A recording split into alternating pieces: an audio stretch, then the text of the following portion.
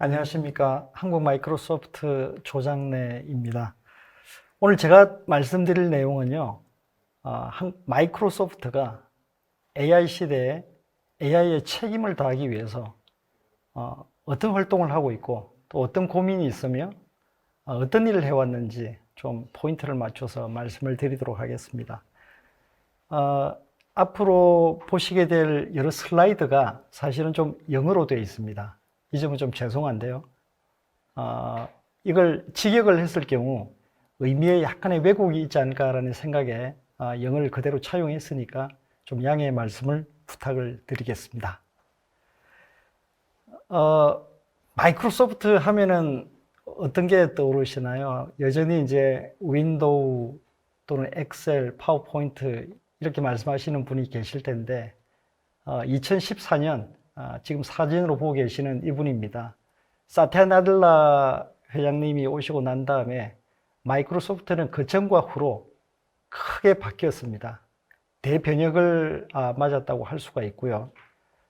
마이크로소프트는 이제 클라우드 기업 또는 이제 AI 기업이라고 저희가 말을 하고 있습니다. 마이크로소프트 이아스 기반의 애저는 사실 현존하는 가장 파워풀한 슈퍼컴퓨터라고 감히 말씀을 드릴 수가 있고요. 이 클라우드가, 이 애저가 AI를 가능하게 하는 허브 또는 인프라라고 할 수 있습니다. 그러니까 AI와 클라우드는 동전의 악과 D 그런 관계에 있다고 할 수 있는 거죠.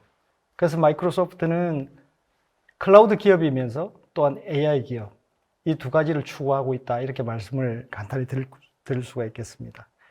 그럼 마이크로소프트는 AI 기업으로서 어떤 비전, 어떤 목표, 어떤 가치를 추구하고 있는 걸까요? 전 세계에 있는 많은 사람들, 그리고 여러 기업들, 그곳에서 당면하고 있는 여러 가지 문제들을 해결하는 데 있어서 가장 효율적인 방법으로 그 문제들을 해결해 나갈 수 있도록 돕는 그런 비전을 제가 갖고 있습니다. 그러나 이게 항상 장밋빛은 아니죠. AI 시대에 새로운 기술이 이제 도입이 되면서 여러 가지 문제들이 발생을 하고 있습니다. 그런 제반의 이슈를 외면하지 않고 있는 그대로 드러내면서 사회 공론의 장을 만들어가고자 하는 게 또한 마이크로소프트의 방식이기도 합니다. AI를 구현하는데 어떤 요소가 필요하냐고 물으면 여러 질문 답들이 있을 건데요. 전문 인력이 있어야 된다는 것은 당연한 거고, 그 다음에 양질의 그런 데이터가 있어야 된다는 얘기도 하실 거고, 그 다음에 알고리즘 얘기하시는 분도 있을 겁니다. 그러나 마이크로소프트는 그에 앞서서 AI 산업을 일으키는 데 있어서 가장 중요한 사회적 자본은 신뢰, 트러스트라고 말을 하고 있습니다. 신뢰 바탕 없이는 AI 사회라는 것은 결코 구현될 수 없다고 말씀을 드릴 수 있는 거죠. 사실 다 아시는 내용입니다만 이 부분을 짚고 넘어가지 않을 수가 없습니다. 얼마 전에 저희 한국에서도 이루다 사건이 있었죠. 근데 그 이루다 사건에 앞서서 5년 전에 마이크로소프트의 퇴위 사건이 사실상 원조격이라고 했습니다. 챗봇이 일으킨 여러 사회 문제, 이를테면 요즘 말로 마이크로소프트의 흑역사라고 할 수 있죠. 이 부분을 얘기하지 않을 수가 없습니다. 앞으로도 계속 거론될 그런 역사적인, 부끄러운 역사적인 사건이었고요.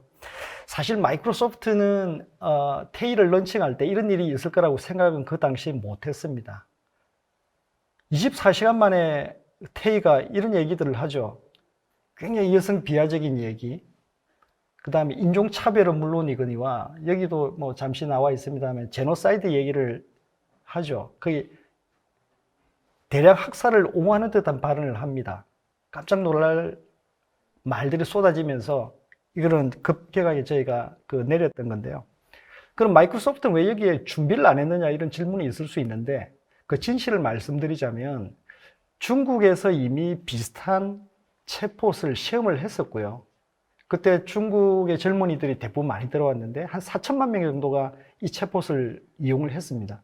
근데 굉장히 반응이 좋았고 그 테스트 베드처럼 이용했던 그걸 다른 문화, 다른 나라에도 이용할 수 있겠다라는 확신이 좀 섰던 것 같아요. 그래서 미국에서 그때 당시 이미 미국의 18세부터 24세 정도의 청소년들을 대상으로 챗봇을 런칭하기를 계획을 했던 그걸 드디어 트위터에다 이걸 올립니다. 근데 그 내용은 아시다시피 그 다음 벌어진 일들은 제가 조금 전에 말씀드린 데고요. 이 사건은 마이크로소프트한테 커다란 깨우침을 줬습니다. 그건 뭐냐면 AI가 단지 기술적인 문제를 훨씬 넘어서는 거구나. 그건 문화적인 차원 또는 컨텍스트 이런 것들을 함께 고려하지 않을 때는 AI는 결코 한 발짝도 갈 수 없다는 것을 알게 된 겁니다. 그러니까 AI 설계에서 가장 중요한 측면 중에 하나가 인간의 AI 기술을 개발을 할 때 그 기술로 이용해서 그 기술 때문에 오용될 수 있는 여러 가지 부작용을 모든 잠재적인 방법까지 다 고안해내는 것이 테크 기업의 의무라고 인식을 하게 된 겁니다. 그리하여 테이 사건이 이제 촉발이 되어서 마이크로소프트는 발음하기가 좀 어렵습니다. 저희 회사에서는 네이티브 스피커들의 애들 커뮤니티라고 얘기를 하는데 뭐 에테르라고 발음하셔도 좋고 뭐 애들라고 해도 되겠고요. 여기가 산에 있는 어드바이저리 그룹입니다. 근데 단순한 형식적인 그런 구성 모임이 아니라 AI를 개발하는 단계에서부터 AI 기술을 접목한 뒤 진행되는 모든 것까지 모니터링하고 감시하고 그에 대한 비판까지 할 수 있는 그런 내부의 조직을 두게 된 겁니다. 이건 굉장히 중요한 건데요. 다만 이 부분은 여기서 많은 얘기를 좀 할 수 없기 때문에 혹시 나중에 좀 궁금해 하시는 분이 계시다면 곧 이어지는 Q&A 시간에 조금 더 말씀을 드릴 수 있겠습니다. 우리 실생활에서 가장 많이 활용되고 있는 AI, 그러면 이미 AI는 저희 실생활에 다 들어와 있죠. 음성 인식 기술이나 안면 인식 기술, 특히 음성 인식 기술 같은 경우 자연어 처리가 정말 자연스러워서 저희가 얘기하는 심지어 그 한국말로 하는 것까지 다른 세계 어떤 언어로도 변환이 굉장히 자연스럽게 지금 되고 있는 단계까지 왔습니다. 얼굴 안면 인식 기술 같은 경우에는 뭐 저 같은 경우에도 저희 회사에 서비스를 아침에 언락하는 걸 저는 이제 얼굴로 하고 있고요. 제가 즐겨서는 뭐 주거래은행의 앱을 스마트폰 앱을 얼굴로 일단 하고 언락을 하고 있습니다. 아마 많은 분들이 그렇게 하고 있을 것으로 생각이 되는데 마이크로소프트는 안면 인식 기술에 있어서 뭐 전 세계적으로 최고의 기술을 가졌다고 자부를 하고 있습니다. 이 부분이 포토 DNA 분야까지 확대되어서 확대된 기술을 가지고 있고요. 한 에피소드를 좀 말씀을 드리면 2018년이었죠. 남북 간 정상 간의 제3차 정상회담이 있었고 이어서 평양 공동선언이 있었습니다. 그 중에 중요한 것 중에 하나가 남북 이산가족의 재회를 활성화한다는 거였고 그 생사를 또 찾는 그런 문제였습니다. 그때 마이크로소프트는 물론 이제 보도는 되지 않은 내용입니다만 통일부와 그 산하기관에 하나의 제안을 냈습니다. 마이크로소프트가 가진 안면인식 기술 그리고 포토 DNA 기술을 이산가족을 찾는 데 활용할 수 있겠다. 그럼 이미 중국에서 저희가 여러 가지 효과를 본 부분입니다. 뭐냐면 그 실종 아동이 굉장히 우리 한국에서도 뭐 여전히 풀리지 않는 문제로 되고 있지 않습니까?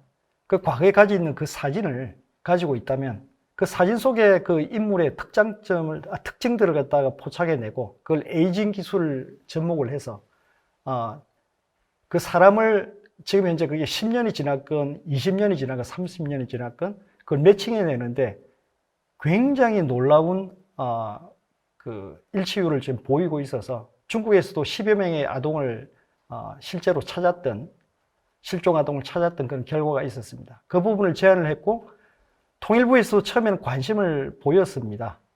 지금 이산가족들이 각각 그 가족의 사진들을 가지고 있는 분들이 대부분이기 때문에 하지만 실제 이제 적용은 되지 못했습니다. 그런 뭐 또 다른 뭐 이유들이 좀 있었던 거고요.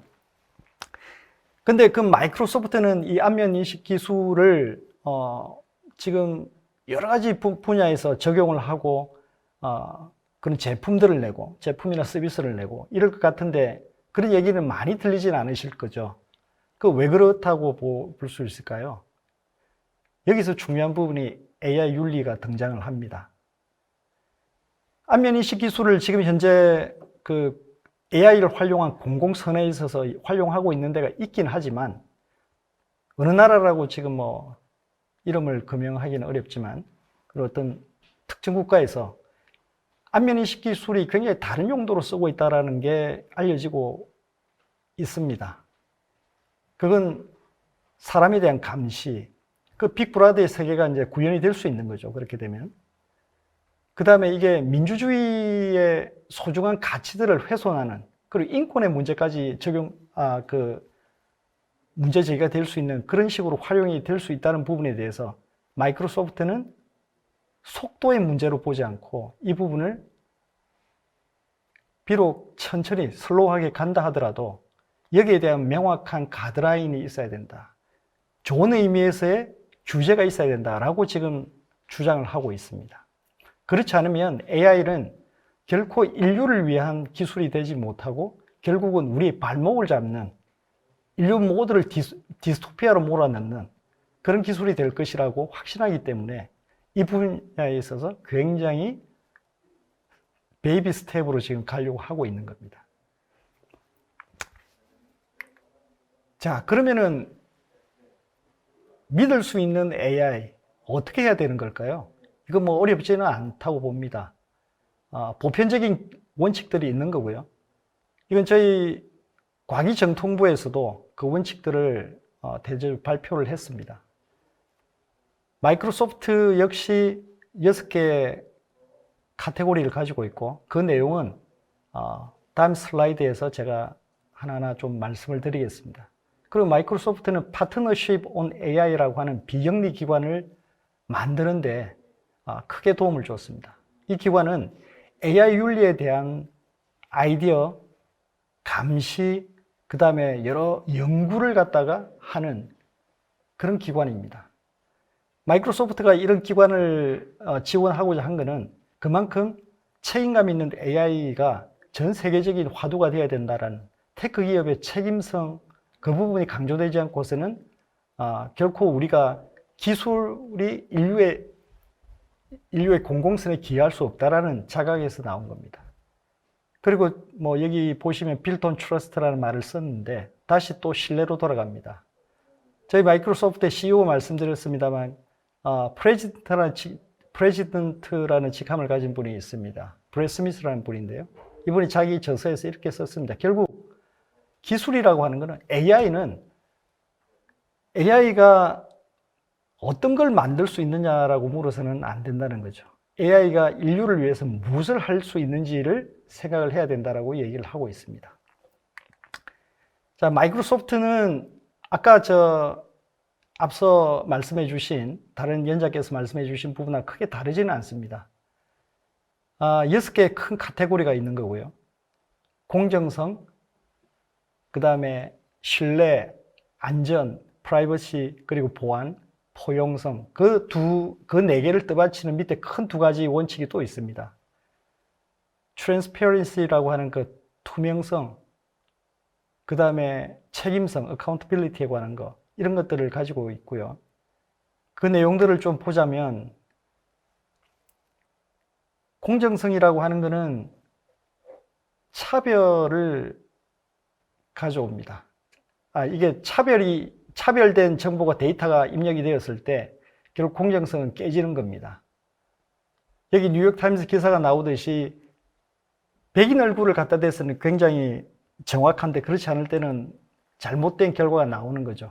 이런 부분이 공정성이 깨지는 그 지점이 되는 겁니다. 그 다음에 신뢰와 안전성입니다.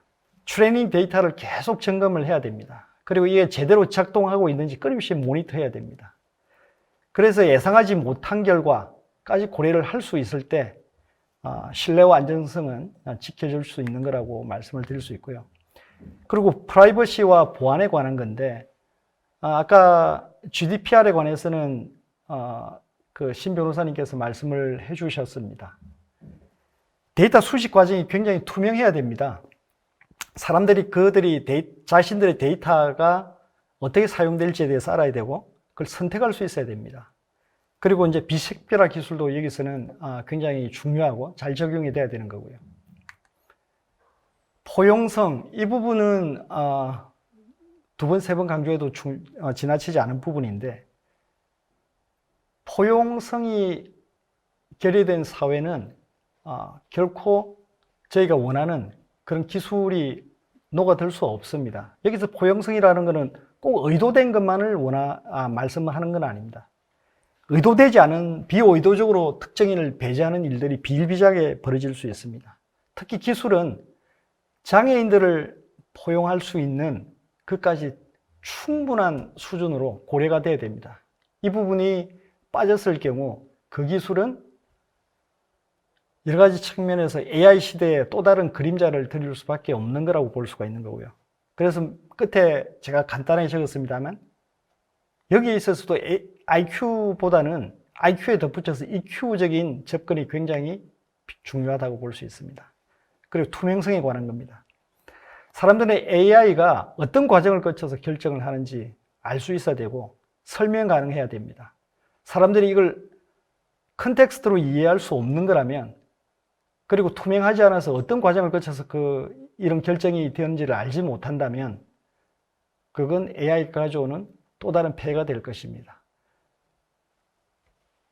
입사를 하려는 사람들을 AI로 많이 걸러내고 있죠. 이 과정에서 투명성이라는 것은 굉장히 중요한 한 요소가 될 것입니다. 그렇지 않고서는 이 부분이 공정성의 문제로까지 또 연결될 수 있다고 볼 수 있고요.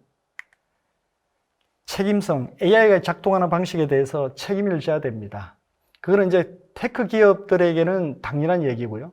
그 다음에 사회 여러 구성원들도 이 부분을 어느 특정 집단, 특정 기업의 문제라고만 인식해서는 안 되는 겁니다. 그 사회적인 합의가 있어야 되는 거고요. 그 논 위에서 설계 단계에서부터 올바른 기준, 이런 것들을 어떻게 구현해 나갈 것인지 그 사회적인 논의가 끊임없이 반복되어야 된다고 생각합니다. 이 슬라이드와 다음 슬라이드는 비슷하기 때문에 한꺼번에 제가 좀 말씀을 드리도록 하겠습니다. 테크 기업들이 흔히 주장하는 국내건 국외건 가장 큰 화두가 규제 개혁이라는 건 다 아실 겁니다. 왜냐하면 신기술을 기존의 법이나 제도, 정책이 따라가지 못합니다. 거기서 오는 갭이 크기 때문에 신기술을 담보해낼 수 있는 새로운 법적 프레임을 만들어 달라고 끊임없이 요구를 하고 있습니다. 그리고 과거의 법들과 충돌하는 그 지점을 시대의 새 기술에 맞게끔 조율해 달라고 또 요구를 하고 있습니다. 그런 측면에서 사회 여러 구성원들이, 저희 한국으로 치면 이제 국회를 비롯한 여러 전문가들이, 입법 전문가들이 머리를 맞대야 되는 것은 맞습니다. 그러나 저희가 규제라는 것을 나쁘다는 측면에서 많이 강조해 왔지만 실은 규제는 다른 측면에서 굉장히 필요할 수도 있습니다. 마이크로소프트는 어떻게 보면은 그 부분에 있어서 우리한테 도움이 되는 어떤 기술이라 할지라도 또 다른 루폴이 있을 수 있어요. 또 다른 문제를 일으킬 수 있는 함정이 있으니 그 부분을 규제해달라고 외치는 참 이상한 기업입니다. 그건 아까 말씀드렸던 안면인식 기술의 폐해, 그 부작용, 그런 부분들을 이미 감지를 하고 있기 때문입니다. AI 기술이라고 하는 것은 한 번 적용이 되고 나면은, 그리고 그게 보편적인 많은 사람들이 활용을 하는 어떤 기능에 있어서의 노움이 되어버리면 그다음부터는 다시 원상태로 복구하기가 힘들어집니다. 그때는 이미 많은 것들, 많은 가치들을 저희가 훼손당하고 난 뒤인지도 모릅니다. 그래서 마이크로소프트는 계속 주장을 합니다. 미국 정부에도 주장하고 국제 무대에서도 각국에서 좋은 의미에서의 규제는 반드시 필요하다. AI 기술이 사회의 여러 문제들을 해결하는 데 도움을 주는, 예를 들면 최근에 코비드-19 이걸 어떻게 해결할 것인지, 새로운 백신을 개발하고 새로운 치료제를 개발할 때 AI적인 기술적인 뒷받침이 당연히 되고 있습니다. 그런 점은 당연히 해야 되는 거죠. 그럼에도 불구하고 AI의 잘못된 부분들은 저희가 인지하는 부분, 인지하지 않는 부분에서 많이 일어나고 있을지도 모릅니다. 거기에 대해서 1975년 설립된 마이크로소프트는 어떻게 보면 글로벌 테크 기업, 테크 자이언트라고 흔히 표현하는 그런 기업들 중에서 맏형 같은 역할을 하고 있는지도 모릅니다. 단순히 오래되었다는 측면을 떠나서 많은 것을 경험하고 반독점법 때문에 곤욕도 한번 치러봤던 경험, 그리고 아까 말씀드린 테이라는 챗봇이 만들어내는 여러 부작용도 경험한 상황에서 이런 것들을 어떻게 전 지구적인 이슈로 만들어야 되는 건지 이런 데에 대한 고민이 있는 겁니다. 그건 AI 시대에 새로운 문제들을 아주 슬기롭게 스마트하게 풀어내고 또 사회 공공의 선은, 전 지구적인 공공의 선을 어떻게 이상적으로 구현할 것인지, 그리고 그 책임을 어떻게 다할 것인지, 그래서 궁극적으로는 지속 가능한 성장을 어떻게 할 것인지, 이런 데에 대한 질문에 대한 답들을 저희가 갖고 있는 겁니다. 그래서 다시 한번 규제 문제로 돌아오면은 마이크로소프트 역시 많은 규제를 풀어달라고 요청을 하고 있습니다. 그건 공공 부분에서도 마찬가지고 헬스케어 부분에서도 있고 여러 부분에 있어 왔습니다. 그럼에도 불구하고 AI 윤리를 실현하는 데 있어서의 그런 규제는, 좋은 의미에서의 그런 규제는 반드시 있어야 되고, 그는 데이터 경제 시대에 어떻게 보면은 촉매제가 될 수 있다고 확신을 하고 있습니다. AI가 실현할 수 있는 여러 가지 산업군들이 있고요. 그걸 다 말씀드릴 수는 없습니다만은 첫 번째 한두 개 정도만 좀 말씀을 드리자면, 아까 말씀드린 포용성에 관한 거, Seeing AI라고 하는 AI 기반의 앱이 있습니다. 이건 시력이 아주 나쁜 분 또는 시각장애인들이 앞에 있는 분의 얼굴 변화를 감지를 해서 전달받을 수 있고, 또 자기 눈앞에 있는 제품이 어떤 건지에 대한 정보를 얻을 수 있는, 시각장애인들한테는 엄청난 혁신적인 도구가 된 거죠. 이걸 가능하게 하는 게 AI입니다. 이건 iOS에서 지금 작동을 하고 있고 다운받을 수 있는 앱입니다. 바로 이런 것들, 그것이 바로 안면 인식 기술이 올바르게 사용될 수 있는 한 표본이라고 할 수 있습니다. 교육 분야에서요, 이 부분도 마이크로소프트 거라서 소개를 드려 죄송합니다만, 한국도 그렇지만 특히 미국 같은 곳에서 저소득층 아이들 또는 유색 인종들 중에서 학교에서 중간에 자퇴하는 아이들이 굉장히 많습니다. 근데 AI 기술을 이용해서 어떤 시점에서 어떤 특징적인 현상을 보이는 아이들이 많이 자퇴하더라는 데이터들이 쌓여 있습니다. 그걸 통해서 선생님한테 그런 데이터들이 전달이 되고, 그 선생님은 그 전달받은 걸 가지고 그 특정한 학생에 대해서 집중적으로 코칭을 할 수 있고 카운슬링을 할 수 있고, 그러면서 드랍아웃 되는 비율을 낮출 수 있는 그 효과들을 지금 보고 있습니다. 그런 측면에서 AI가, 그러니까 AI는 저희가 아는 굉장히 큰 매크로한 단위에서만 움직이는 게 아니라 우리 실생활 곳곳에서 스며들듯이 사회의 그런 공공성을 이루기 위해서 활용이 될 수 있다는 겁니다. 그리고 헬스케어 이너라이나 또는 농업 부문에서의 팜피처라고 하는 이런 기술들도 광범위하게 지금 사용이 되고 있지만, 그 구체적인 설명은 제가 시간이 다 되었으므로 여기서 좀 마치도록 하겠습니다. 마이크로소프트가 마지막으로 말씀드리고 싶은 것은 지속 가능한 성장에 관한 겁니다. AI는 AI 기술로 인한 새로운 기술, 새로운 유토피아는 결코 얻어지지 않는다는 것을 마이크로소프트는 경험으로 알고 있고, 또한 이 부분을 끊임없이 실천해 나갈 것이고, 여러 관계자들한테 동행하자라고 권유를 하고 정부에도 제안을 하고 이렇게 하고 있고 앞으로도 그럴 것입니다. 들어주셔서 감사합니다.